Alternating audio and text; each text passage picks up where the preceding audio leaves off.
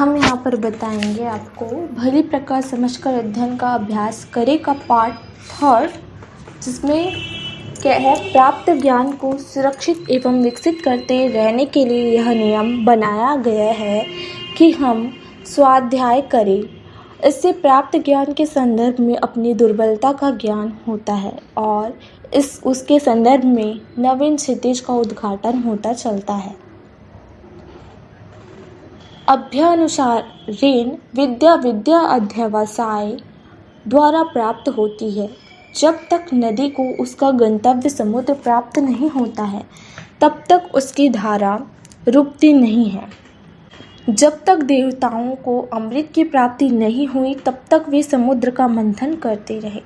वास्तविक जिज्ञासु अध्येता वही है जो विषय का संपूर्ण ज्ञान न होने तक उसके विषय में जिज्ञासाओं को शांत करके ही चैन लेता है।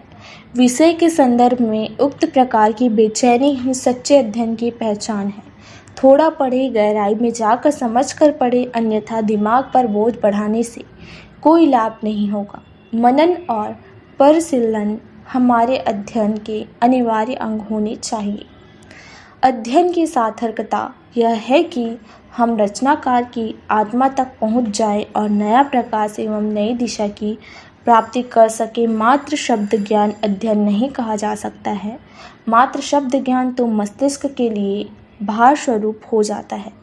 शब्दार्थ में निहित ज्ञान की प्राप्ति ही अध्ययन का सुफल कहा जा सकता है या फिर कहा जाता है। स्मरण रखिए, अधूरा ज्ञान भयावह होता है। कहा भी जाता है कि अत कचरा हकीम जीवन को और अत कचरा मुल्ला ईमान को खतरे में डाल देते हैं। नीम हकीम खतरे जात, नीम मुल्ला खतरे ईमान।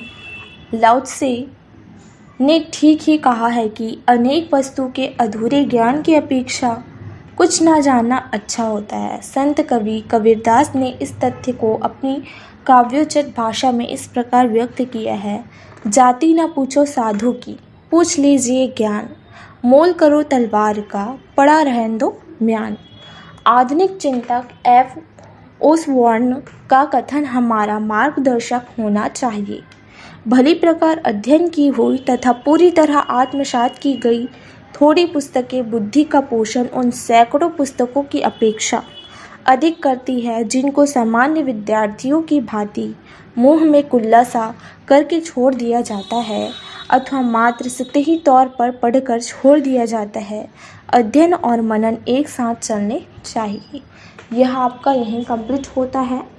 पसंद आए तो लाइक, सब्सक्राइब एंड शेयर जरूर करिए और अध्ययन कम लिमिट में ही कीजिए जितना आपके दिमाग में जा सके। Thanks for watching.